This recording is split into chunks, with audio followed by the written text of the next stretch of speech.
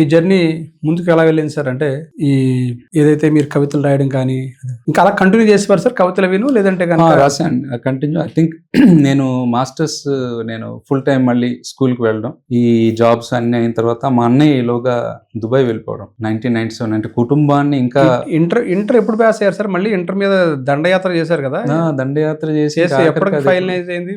Final గా ఎప్పుడు pass అయ్యారు? ఎన్ని ఏళ్ళు పట్టింది సార్? 95లో పాస్ అయ్యాను. ఎప్పటి నుంచి ఎప్పటి వరకు ఎన్ని ఏళ్ళు సార్? 89 నుంచి 95లో పాస్ అయ్యాను. ఈలోగా ఏవో ర్యాండమ్ జాబ్స్ చేసుకుంటున్నాను. 95లో కష్టపడి మళ్ళీ సాధించారు. కష్టపడి కాదు, పాస్ అయ్యాను లక్కీగా. దెన్ 95 to 98 డిగ్రీ ప్రైవేట్ గా కంప్లీట్ చేశాను, బీకామ్.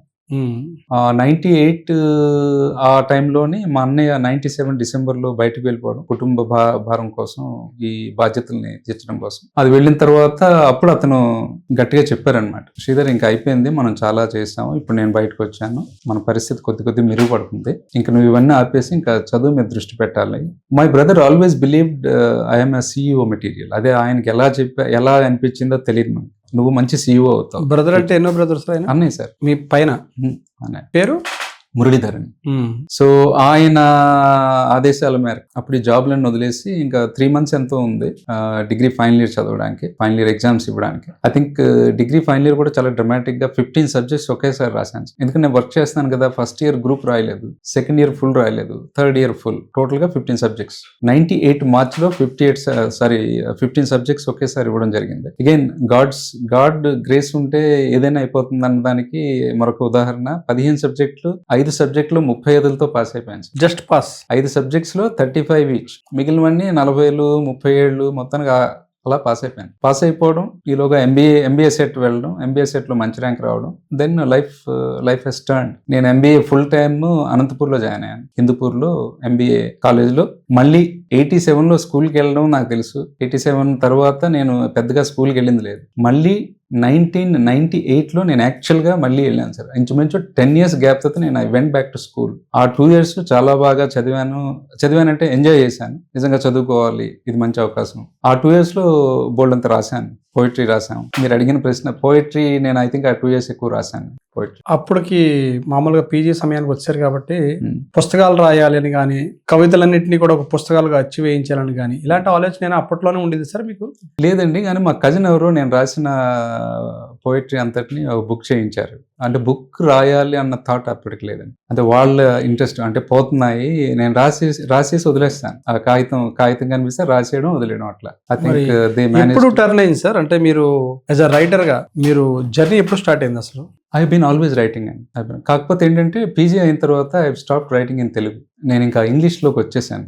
అంటే ఎలాగా సంభవ్ ఐ థింక్ ఇంగ్లీష్ కూడా కేవలం నాకు తెలుగులో ఉన్న పరిజ్ఞానం వల్ల నాకు ఇంగ్లీష్ తొందరగా వచ్చిందని అనుకుంటున్నాను. సో ఇంగ్లీష్ ఏదో మొత్తం నేచురల్గా I got command in English. And ఆ తర్వాత then I started writing in English. First పుస్తకం ఏంటి సార్ ఇంగ్లీష్లో? ఫస్ట్ పుస్తకం మూమెంట్ ఆఫ్ సిగ్నల్ అండి. మూమెంట్ ఆఫ్ సిగ్నల్ పుస్తకం 2018 డిసెంబర్ 4వ తారీఖున యునైటెడ్ స్టేట్స్ ఆఫ్ అమెరికాలో న్యూయార్క్ సిటీలో వరల్డ్ ట్రేడ్ సెంటర్లో అది రిలీజ్ అయింది సార్. అక్కడ ఎలా అవకాశం వచ్చింది సార్ వరల్డ్ ట్రేడ్ సెంటర్లో? ప్రతిదీ లింక్ అండి. అంటే ఇలాగా కొన్నిటికి ఆన్సర్ డైరెక్ట్గా ఇవ్వలేని ఆన్సర్ ఇలాంటిది ఈ సిచ్యువేషన్. నేను ఎవరితోనో నాకున్న పరిచయం, ఆ పరిచయం మరి ఇంకొకరితో పరిచయం, ఆయనకి ఒక ఆపర్చునిటీ నేను ఇండియాలో క్రియేట్ చేయడం. మన ఇమామి గ్రూప్ ఉంది కదండి, గోయంకాస్, వాళ్ళ గ్రూప్ తాలూకా one of the founders, I used to know him, Prashant Goenka అని దుబాయ్లో ఉంటారు ఆయన. వన్ ఆఫ్ ది ఫౌండర్స్, ఆయన ఫౌండర్స్ సన్ అతను. వాళ్ళకి కలిసేటప్పుడు ఆయన అడిగారు అనమాట, మనకి యంగ్ ప్రెసిడెంట్స్ ఆర్గనైజేషన్ ఒకటి ఉంది, వాటికి ఒక మంచి ఇంగ్లీష్ స్పీకర్ కావాలి మనకి. ఆయన రాబిన్ శర్మని అడిగారు. రాబిన్ శర్మ అంటే the monk who sold Ferrari.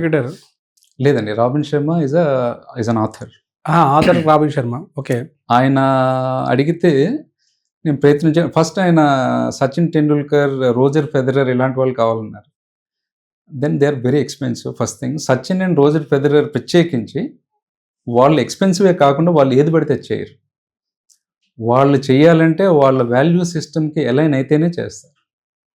ఇప్పుడు మీరు మెక్డోవెల్స్ వచ్చి 1000 crores ఇస్తానన్నా సచిన్ టెండూల్కర్ యాడ్ చేయడు. అది అతని వాల్యూ సిస్టమ్.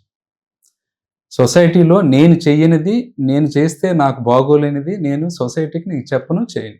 అలాగా వదిలేసుకున్నటువంటి యాడ్లు చాలా ఉన్నాయి సచిన్. సో రోజర్ ఫెదరర్ కూడా అంతే. కలిసారా సార్ వాళ్ళిద్దరిని ఏమన్నా లేదు, కలవలేదు. ప్రయత్నం చేశారు? సో వాళ్ళు we try to bring them వీళ్ళ కోసం.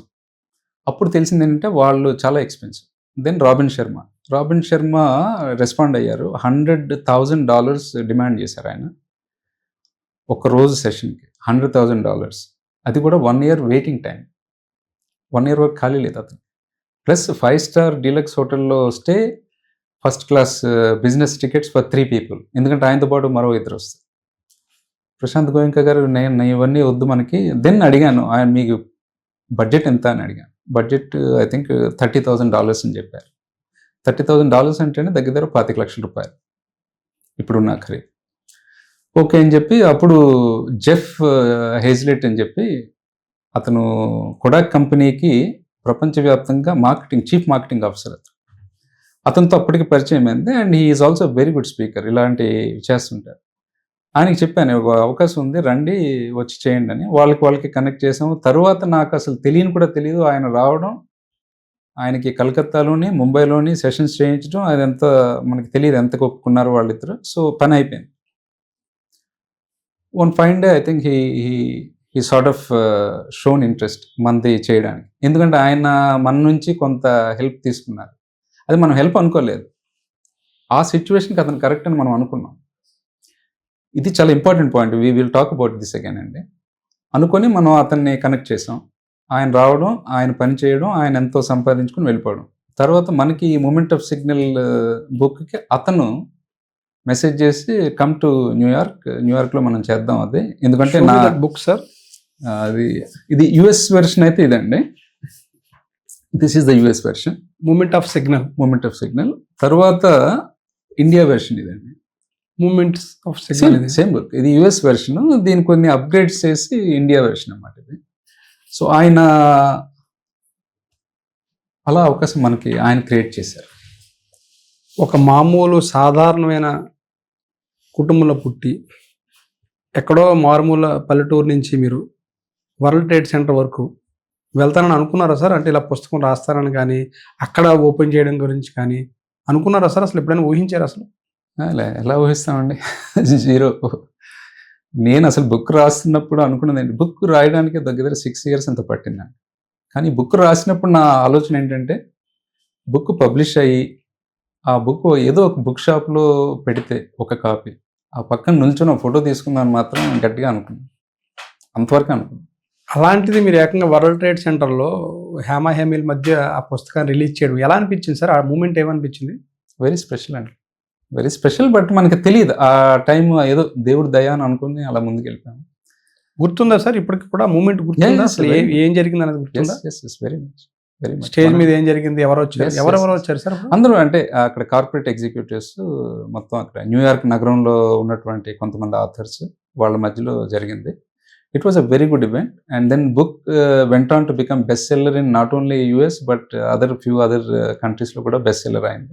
సార్, మూమెంట్ ఆఫ్ సిగ్నల్ పుస్తకం రాసి ప్రపంచవ్యాప్తంగా మీకు గుర్తింపు తెచ్చిన తర్వాత ఏమనిపించింది?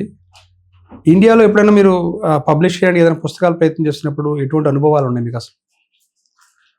సార్, ఒక బుక్ పబ్లిష్ చేయడం అన్నది ఒక ఆథర్ కళ అయితే కనుక, ఆ బుక్ని ట్రెడిషనల్ పబ్లిషర్ ద్వారా పబ్లిష్ చేయడం అన్నది బిగ్గెస్ట్ అచీవ్మెంట్.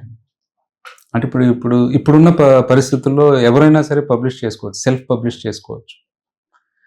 నేను రాసేసి ఈ రోజు నైటే నేను అమెజాన్లో దాన్ని పబ్లిష్ చేసుకోగలను, అంత అవకాశాలు ఉన్న రోజులు ఇవి.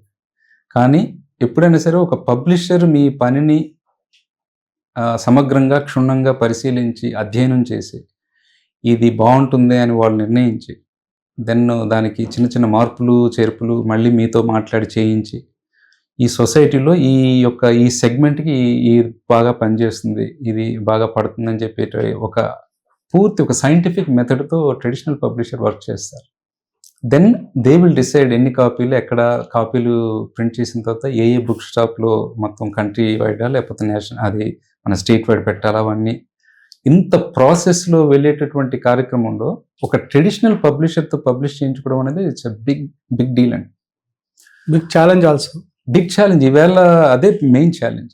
ఎందుకంటే ప్రతి ఒక్కరికి మినిమం రోజుకు ఒక 100 స్క్రిప్ట్లు వస్తాయి. వాళ్ళు మాత్రం పాపం ఎక్కడ చదివి ఎక్కడ సెలెక్ట్ చేస్తారు. తర్వాత చేసిన తర్వాత ఆథర్ ఏమనుకుంటాడంటే నేను రాశాను, పెద్ద మంచి బ్రహ్మాండమైన రాశాను అనుకుంటారు. అది అమ్మాలి కూడా. ఇది at the end of the day ఇది 10 మందికి చేరాలి. ఆ 10 మందికి చేరాలంటే బోల్డంత వెనక బ్యాక్ ఎండ్ వర్క్ ఉంటుంది. సెల్ అవ్వాలి. సెల్ అవ్వాలి. సో ఒక ట్రెడిషనల్ పబ్లిషర్ నుంచి మీరు పబ్లిష్ చేయాలంటే అదో పెద్ద కళ. It's a big dream especially for an author. అలాంటి సందర్భాల్లో నేను బోల్డంత మందికి నేను కాంటాక్ట్ చేశాను నా ఫస్ట్ బుక్. బట్ మనకి అవకాశం ఎవరో ఒకరిద్దరు మాట్లాడారు మనతోని. బట్ అమెరికాలో అది సక్సెస్ఫుల్గా అది పబ్లిష్ అయ్యి పేరు తెచ్చుకున్న తర్వాత I think there were couple of publishers మళ్ళీ వాళ్ళు వెనక్కి వచ్చి మేము చేస్తామని సంగడం. అప్పుడు ఇది 2019 ఏప్రిల్లో రిలీజ్ అయింది, విత్ ఇన్ 4 months. తర్వాత రెండో పుస్తకం మీరు ఏదో రాసినట్టున్నారు సార్, రోరింగ్ ల్యాంప్స్ ఏదో. The roaring lamps, yes. ఏంటి సార్ అది? ద రోరింగ్ ల్యాంప్స్ ఏంటంటే అగైన్ నేను రాసేవన్నీ కూడా my anchoring point is leadership అండి. ఎందుకంటే గ్రేట్ నేషన్స్ కానీ, గ్రేట్ పీపుల్ కానీ, ఎంపవర్డ్ పీపుల్ కానీ వీళ్ళందరూ ఇవన్నీ కూడా ఒక మంచి లీడర్షిప్ ద్వారానే వస్తాయి. ఒక లీడర్షిప్ లోపం ఉంటే కనుక మీరు ఎంత గొప్ప రాజ్యం ఉన్నా, ఎంత గొప్ప మనుషులు ఉన్నా ఉపయోగం లేదు. అలెగ్జాండర్ ది గ్రేట్ 3000 సంవత్సరాల క్రితం ఒక మాట అన్నారు, I'm afraid of a lion who's got a lamps. Lion వెనక ల్యాంప్స్ ఉన్నాయి, ఇంకొక గ్రూప్ ఏమో ఒక ల్యాంప్ వెనక గ్రూప్ లయన్స్ ఉన్నాయి. నేను ఈ group of lamps led by లయన్కి నేను ఎక్కువ భయపడతాను. నేను అస్సలు భయపడను దేనికి, group of lions led by a lamp.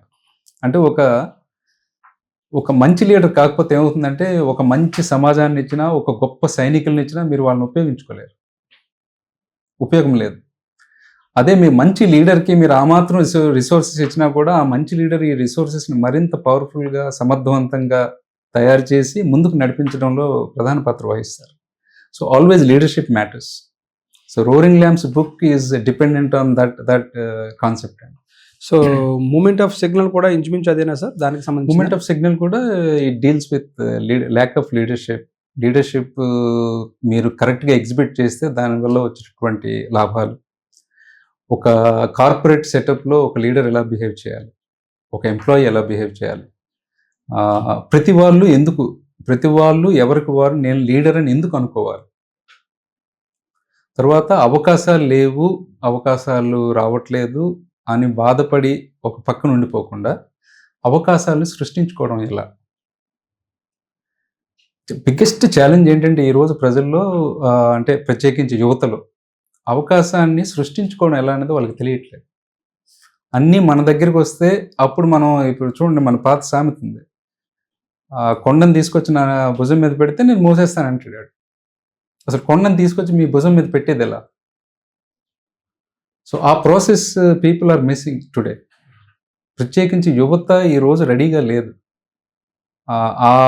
ఆ పాత్ హార్డ్ వర్క్ అనేటటువంటి పాత్ని మిస్ చేస్తే ఇవాళ కాకపోతే రేపైనా సరే మీరు కష్టపడతారు మీరు. ఎందుకంటే మీకు అది తెలియదు.